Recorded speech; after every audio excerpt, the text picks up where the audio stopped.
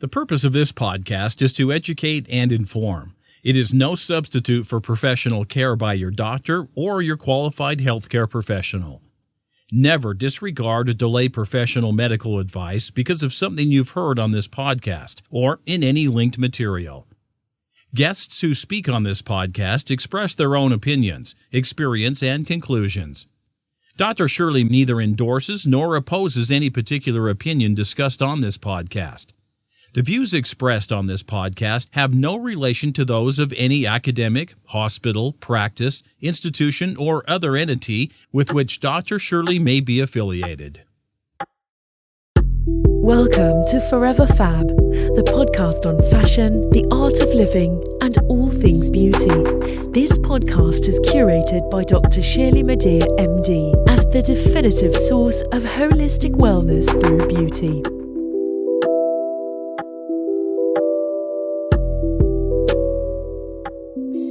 The Forever Fab podcast values truth and authenticity. We encourage our guests to show up exactly as they are, as the best version of themselves.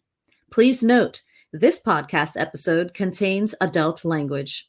Thank you and enjoy. Welcome back to part 2 of the Forever Fab podcast with my guest, Susan McPherson. Now, Susan, you've talked about the 5-minute ask. What would you say is the anatomy of a successful reciprocal ask?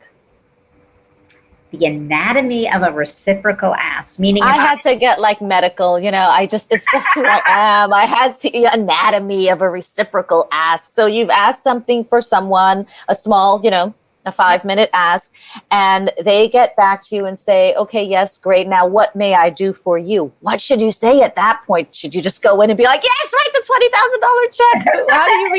How do you reciprocate? I think it all depends. I mean, and I hate to be that one with that ridiculous answer, but it really just depends on what the relationship is like. Sure. I would trust your gut, but you want to keep it like growing and going. So I would hold off the big, huge ask until yes. Honestly, I mean, and this has been what has been so wildly challenging this past year. Those big asks are better done in person when you can actually make real eye contact. Can it be done over Zoom or, FaceTime? Of course. But I think, for those really deeply important conversations, if you can table them and for those of us who are starting to approach re-emerging, I would do those in person. That's a really salient, a really good point to do those in person. I think that makes a big difference. Now, getting back to your super accomplished life, what made you start McPherson Strategies? What did you feel was missing out there that you knew that you could answer? Oh, dear Lord. That makes it I had the intention. Do you know what? It was just a placeholder until I found something else. Wow. I was working for a consultancy, a wonderful firm, Fenton Communications. I was leading their corporate responsibility practice, and there started to be an exit of talent. And for anybody who has ever worked at consultancies, you are your people. And when all of a sudden there was an exodus, I was kind of like, uh-oh, what am I going to do? And, at 48, I was already starting to, witness ageism. It's a real thing. It's a real thing, sister. And a couple of organizations, one called Girl Rising and another Global Citizen Year, said, Susan, if you leave, we'll hire you, separately for short-term engagements that can help you, And I had a paycheck since I was 15. So I was terrified to go with. I live in Brooklyn Heights. I had a boyfriend at the time who was not paying rent or mortgage, and was not earning. And so I was, I had bag lady images in my mind. And I kept thinking, well, I could walk dogs or I could wait. I mean, literally, people laugh when I tell the story, but it's completely true. So I left the firm on a Friday and I started consulting 2 days later on a Monday because I was afraid that both those firms would change their mind. Wow. And then here's the clue that I didn't think it was going to be anything. I named it McPherson Strategies. That's my ex-husband's name. We divorced in 2003. Oh my gosh. I mean, great guy. So I don't regret it, but if I had thought, I would have been a heck of a lot more intentional. No, I need to start listening to my own advice. But then it just kept growing. And, here we are. We're about to hire our 13th colleague. And congratulations. And an employee. Last week, I finally met two. I have yet to meet some of them, but I met two. And one of them, who's been with us about 8 months, said to me, Susan, this is the first place in my 38 or 9 years that I've worked that there's no drama. And I thought, you know what? I've won. If that's the case, right. That takes hashtag winning.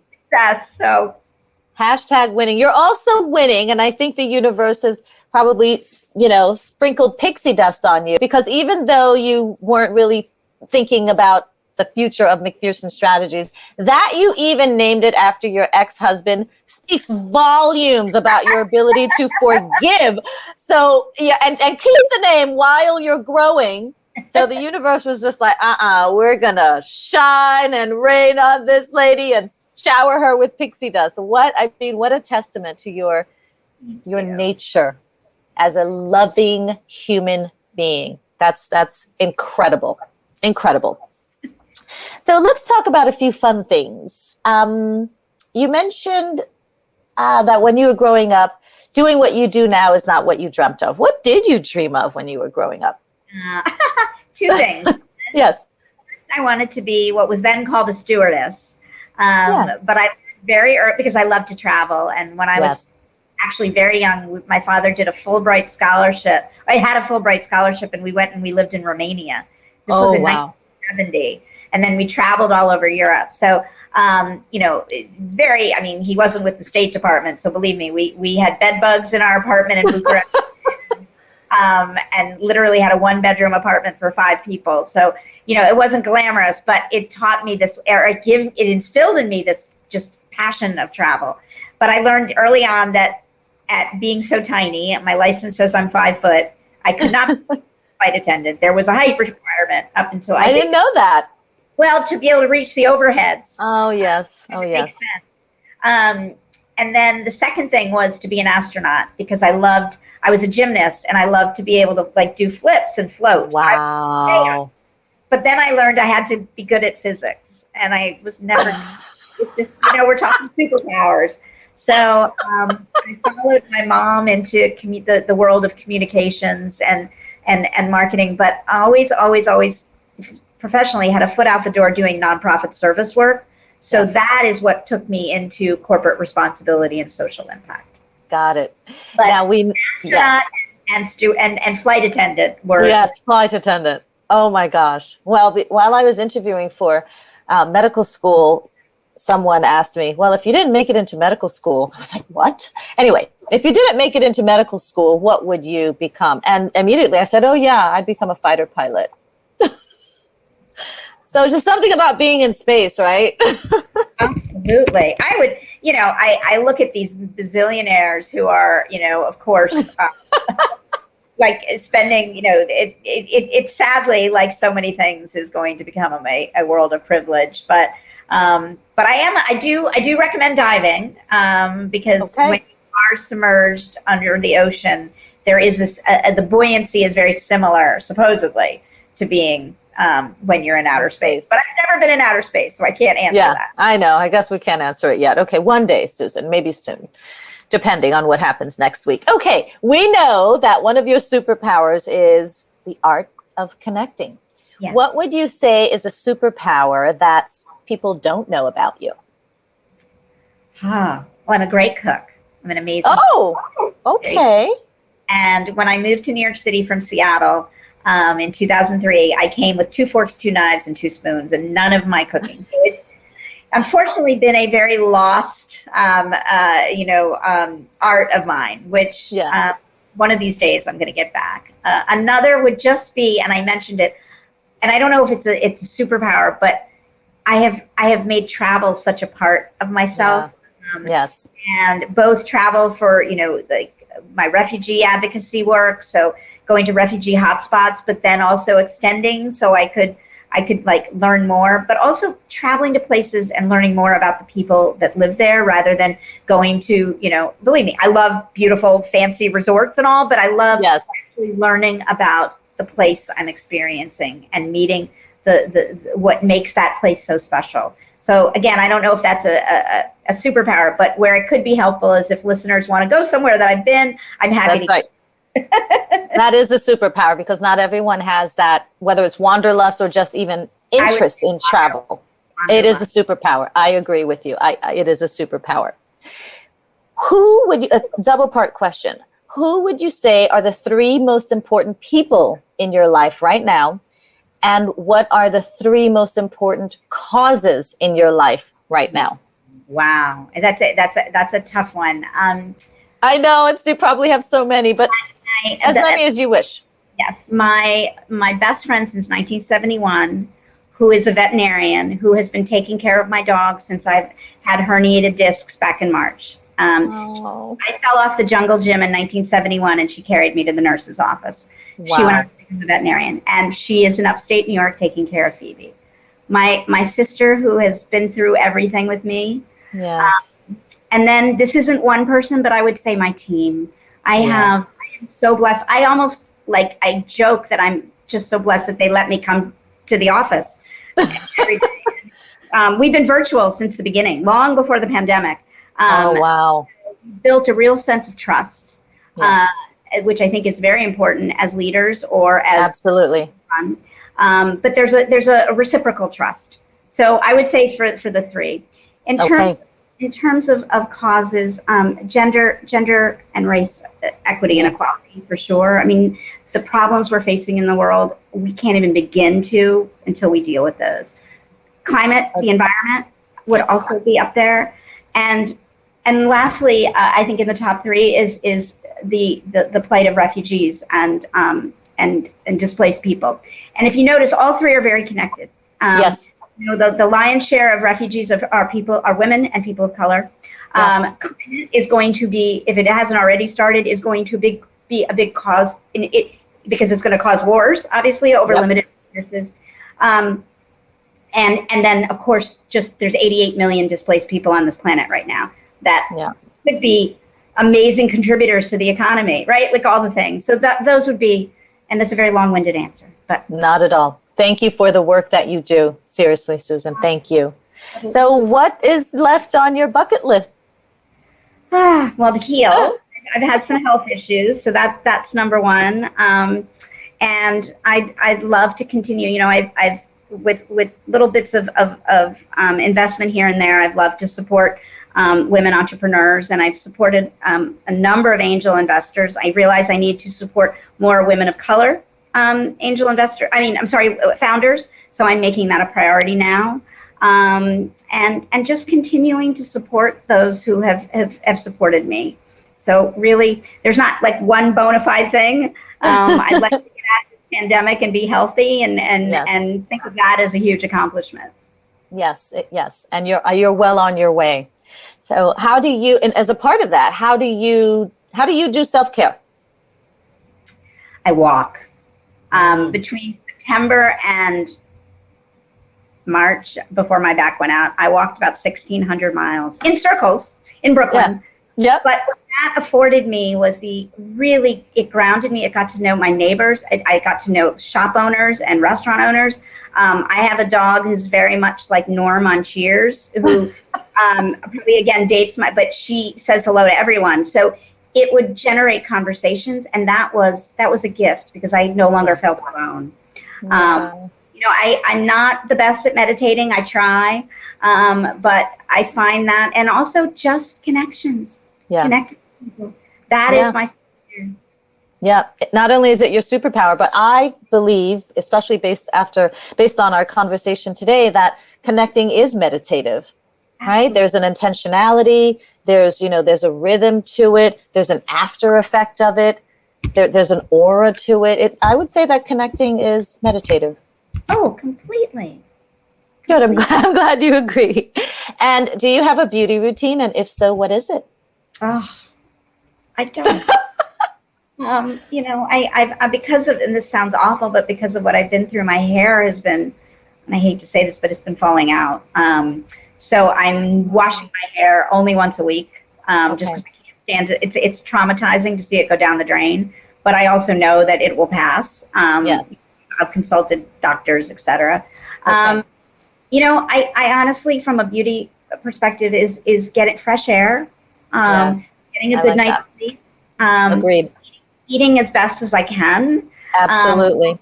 Veggies, but I don't. I don't have a specific, like, I use drugstore brands. I mean, No problem. yeah. Whatever works for you. That no brand is particularly. Flossing your teeth. Aha! There you go. Okay, we we want to keep our teeth until we're well into our 90s. Flossing Yes. is even more important than brushing. Yes, So, I get that. Well, I appreciate that holistic beauty answer.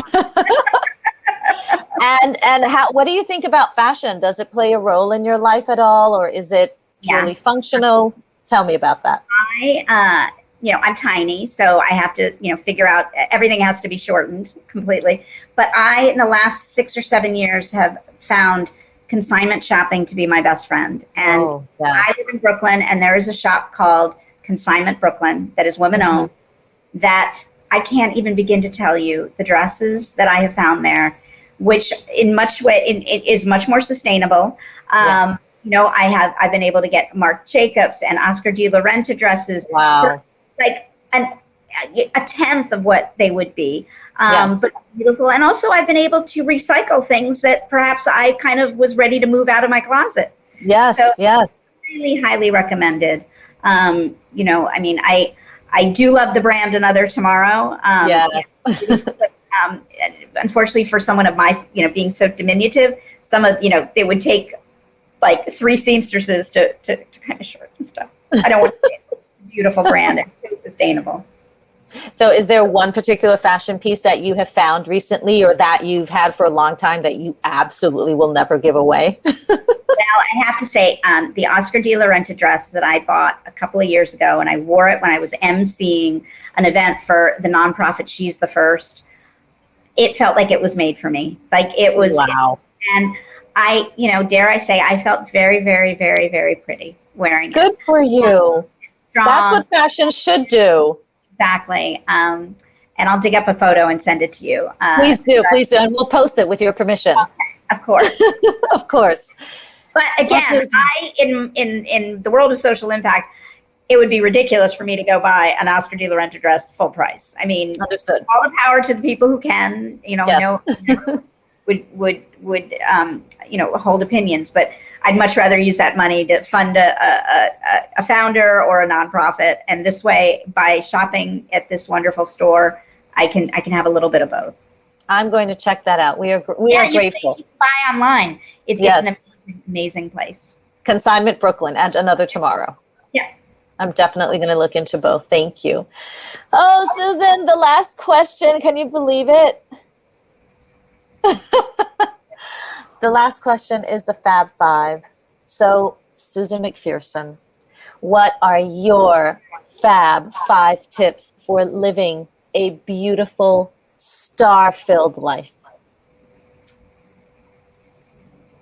Constant curiosity. I'm going to write these down. Okay.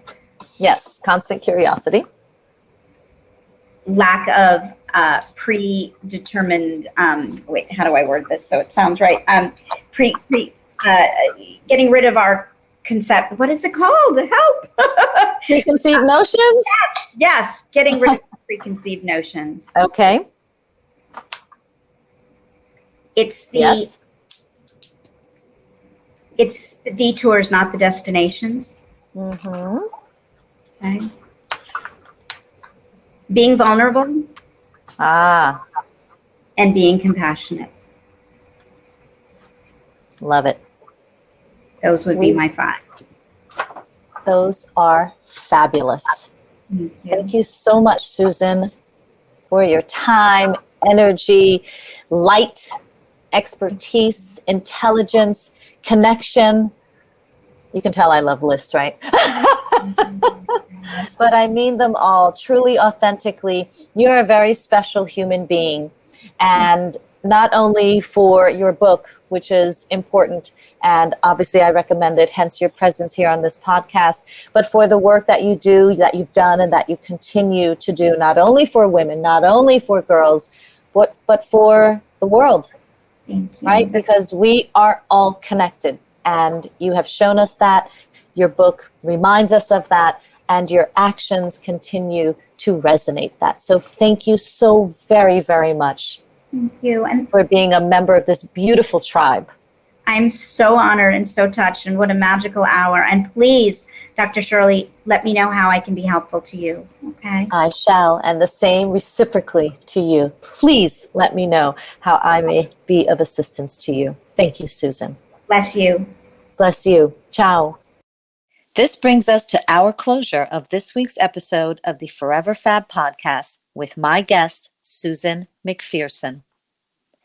Buy her book, The Lost Art of Connecting, the Gather, Ask, Do method for building meaningful business relationships on Amazon.com.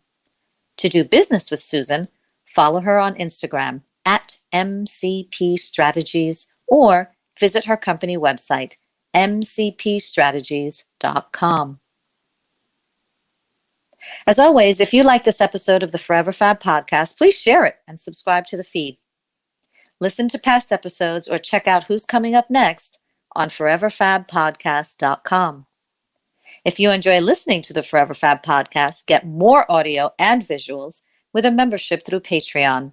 Choose the gold, platinum, or diamond tier for premium added content, special co-hosts, lifestyle videos, branded merchandise, and private access to my clubhouse by visiting patreon.com/foreverfab. For holistic beauty tips or to set up an appointment with me to discuss your personalized options for leveling up your beauty, go to elementsandgraces.com and sign up for my newsletter.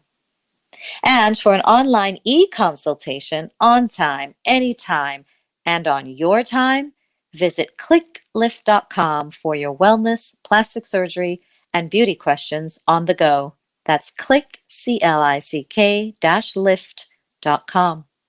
And if you don't want to go anywhere quite yet or leave your home, look out for Jet Set Beauty RX, offering mobile aesthetic medical services such as injectable fillers and multivitamin facial treatments. Jet Set Beauty RX is coming to your neighborhood soon. Thank you for listening to this week's Forever Fab podcast episode. Until next time, as always, stay beautiful and fabulous inside and out.